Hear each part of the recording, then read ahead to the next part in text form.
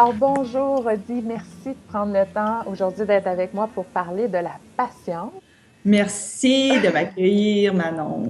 Alors, laisse-moi te présenter. Premièrement, Audie, tu es présidente de Cara Canada, une grosse entreprise. Je pense que tu as autour de 75 employés, si je me trompe. En plus de ça, tu es marraine du Chaînon, qui est la première maison d'hébergement pour femmes en difficulté au Québec. Tu sièges sur le conseil d'administration de la Fondation, cofondatrice des Spirituels.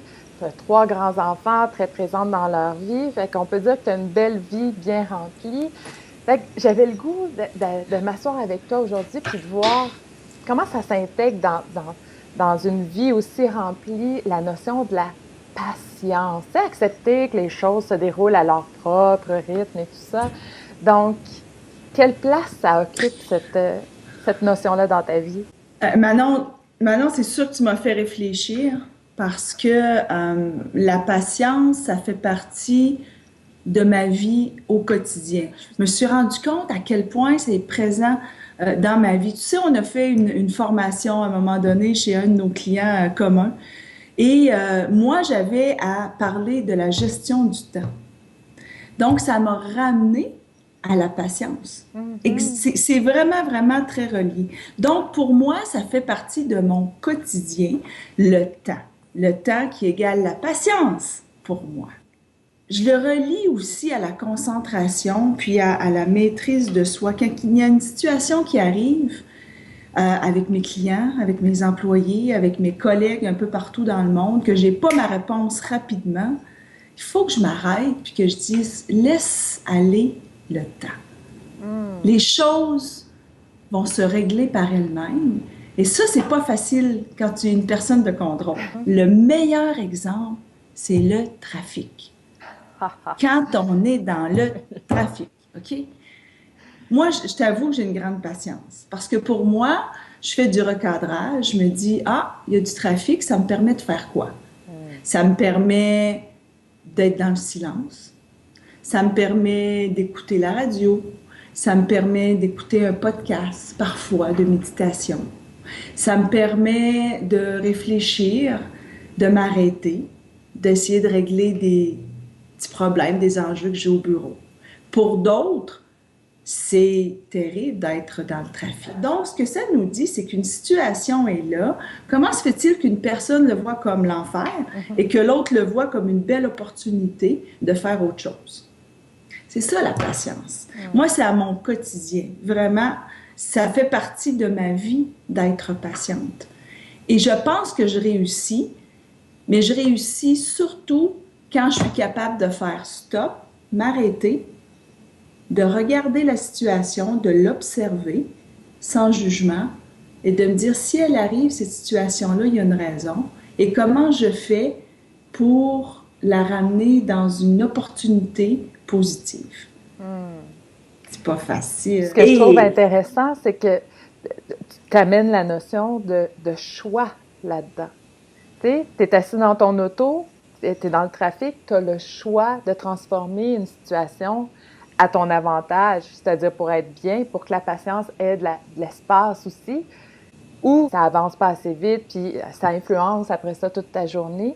Mais la notion de choix, tu sais, de pouvoir personnel est là aussi dans la patience, et non pas envers les circonstances, mais envers ta réaction face aux circonstances. Je trouve ça vraiment intéressant. Qu'est-ce que tu remarques quand justement tu laisses la patience s'installer là-dedans, dans tes relations avec les autres, tes relations avec toi-même, puis aussi dans ce que tu crées comme projet, parce que tu es une fille de projet. Fait que, qu'est-ce que ça fait comme différence, la patience?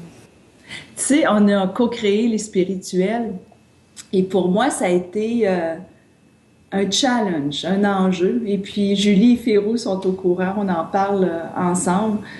Je suis dans une position à mon travail où c'est une position bon, de président, donc tu es à la tête, tu dictes. Quand je me suis retrouvée avec les spirituels, il n'y avait pas d'autorité. On est trois ensemble, égales. Une a des forces, complémente la force de l'autre. C'est vraiment extraordinaire. Mais ça m'a permis, moi, de développer ma patience. Et je suis certaine que c'est la même chose pour les deux filles. Souvent, la patience, c'est, par exemple, quand on ouvre notre ordinateur. Revenons il y a 10 ans, il y a 15 ans, les premiers ordinateurs qu'on a eus, Manon, Ouais. combien de temps ça prenait pour ouvrir?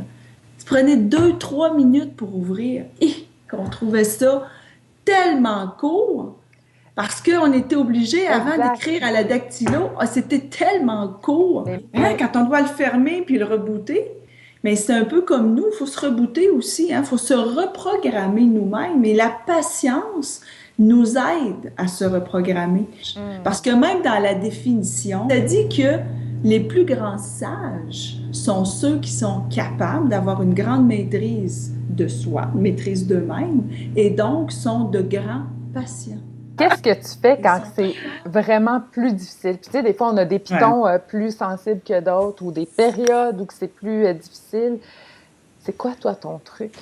Je pense que ce qui m'a aidé le plus dans tout, c'est la méditation, où j'ai appris à me concentrer sur ma respiration et à vivre le moment présent. Et quand on vit le moment présent, on se rend compte qu'on n'est pas à demain, que hier est passé. Et que s'il y a un enjeu qui se passe présentement, c'est sûr que dans 2 ou 3 jours, ce ne sera plus le même enjeu. La façon de voir ton enjeu va avoir changé. Et ça, c'est extraordinaire dans notre vie. Mais ça ne veut pas dire que je le pratique toujours comme ça, par exemple. Mais il faut juste que j'y pense, parce que des fois, je n'y pense pas. Il y a quelque chose qui arrive dans une réunion, quelqu'un m'annonce quelque chose dont je ne suis pas contente et je suis prête à sauter. Parfois, je vais sauter rapidement. Parfois, je suis capable de m'arrêter puis de dire « stop ». Prends le temps, observe la situation et ensuite, tu peux dire comment tu le vois. Mais je te dirais que ce que je fais surtout, c'est de ne pas m'approprier l'enjeu et de ne pas m'approprier ce qui se passe quand quelque chose ne fait pas mon affaire. Je ne m'approprie pas cet enjeu-là. Pour moi, c'est mon truc, je te dirais. Okay. Parce que oui, il y a le truc de m'arrêter, de se concentrer, de bien respirer. Ça, c'est important, de bien respirer, de ne pas juger. Mais je te dirais que c'est surtout de ne pas m'approprier ce qui se passe. Je perds un client, par exemple. Ça ne m'est pas arrivé depuis longtemps. Mais imagine que nous, on est beaucoup dans des appels d'offres pour gagner des nouveaux clients. Et quand on le gagne, on est heureux. Mais quand on ne le gagne pas, ça ne fait pas mon affaire. Je ne suis pas bien. Et ce qui m'a aidé, c'est de ne pas m'approprier qu'on ne l'a pas gagné. Il y a un paquet d'enjeux qu'on ne connaît pas. Il y a peut-être quelque chose qui n'a rien à voir avec mon agence si je ne l'ai pas gagné. Alors, c'est un peu ça, c'est de ne pas m'approprier l'enjeu. C'est la conscientisation, tu l'as dit, c'est ça, c'est de prendre du recul, puis de dire, puis d'observer. Et c'est extraordinaire de le faire. Une autre chose qui est intéressante aussi, je pense, c'est de décrocher aussi. De dire, OK, pendant 24 heures, je vais prendre la switch puis je vais la mettre à off.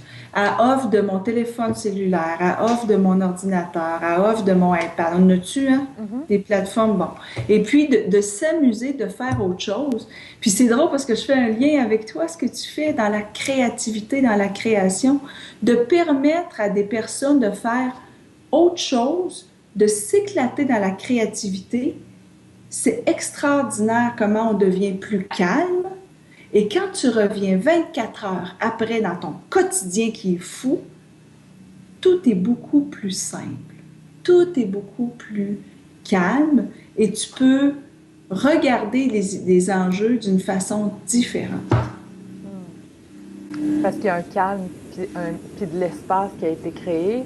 Ça se fait en méditation, ça se fait par la création, ça se fait par, là, je vois les arbres en arrière de toi, tu sais, le contact avec la nature, puis de s'offrir ces moments-là pour créer de l'espace à l'intérieur de nous. J'aimerais ça te poser une dernière question avant qu'on se quitte. Qu'est-ce que tu aurais envie de dire à la jeune Audie que tu as déjà été, celle qui a commencé là, sur le marché du travail avec plein d'espoir et tout ça, avec toute son énergie par rapport à la patience? Écoute, tu m'aurais dit, qu'est-ce que tu donnes comme conseil à Audie, sans dire par rapport à la patience, je t'aurais dit, je lui dirais d'être patiente. Et ta question devient ma réponse. Il a fallu que je cultive la patience dans ma vie maintenant. Moi, je veux que tout va vite. Je veux que ça aille vite, que ce soit rapide. C'est pas pour rien que je suis là aussi, tu sais, parce que j'ai voulu aller rapidement. Mais plus je deviens sage en âge, plus je me rends compte que la clé, c'est la patience derrière. C'est vraiment la patience. Parce que la patience se découle, comme on l'a dit tout à l'heure, de s'arrêter.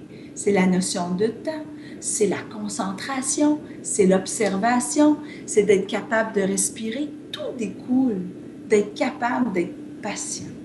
Alors, je dirais à la jeune Audie, sois patiente. C'est ce que je lui dirais. Merci. Puis tu as dit quelque chose de super important. Je dois pratiquer la patience. C'est pas quelque chose qui arrive nécessairement comme ça. Puis quand c'est plus difficile ou que c'est pas nécessairement dans notre tempérament, de le choisir de façon consciente, de dire je le mets en pratique, puis de t'entendre le dire, ben moi je trouve que ça abaisse beaucoup de pression pour quelqu'un qui pourrait dire ben moi je suis pas patiente dans la vie.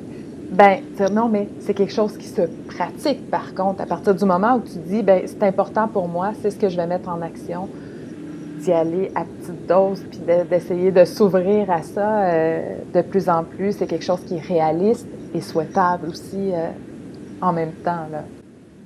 Écoute, j'aurais le goût de te rajouter quelque chose. Tu sais, je le vis beaucoup au quotidien quand avec mes emails du bureau, je reçois, je te le dis, 250 emails par jour. Et il y en a où je voudrais répondre tout de suite, sur le coup, surtout quand ça ne fait pas mon affaire. Et que je veux donc répondre tout de suite. Et j'ai appris, et ça, je te dirais que ça fait pas très longtemps, ça fait peut-être 1 an, où j'ai appris à dire, sais-tu quoi, Audie, tu vas apprendre à partir de maintenant de ne pas répondre tout de suite, d'attendre 24 heures. OK? Donc, je commence à écrire la réponse et je ne l'envoie pas. Et quand le lendemain, je regarde mon email, ma perspective a complètement changé. C'est une autre réponse que je donne. Ah, wow, c'est intéressant, vraiment, vraiment. Fait que tu laisses décanter le sable. Oui. Merci du fond du cœur d'avoir pris du temps à travers ton beau voyage à l'ouest. Tu vas nous ramener un bout du printemps. Oui. Printemps qui est aussi, je trouve, une super belle analogie par rapport à la patience. Hein? Tu sais, la nature qui s'éveille tranquillement, on n'a absolument rien à faire pour que ça pousse plus vite, dans le fond. C'est tellement vrai. Ah, merci, merci. Puis je te souhaite un beau succès. Ben, je vous souhaite à toutes les trois un beau succès avec les spirituels, puis beaucoup de plaisir à continuer dans tout ce que tu fais comme travail. Merci, Audie. Merci, Manon.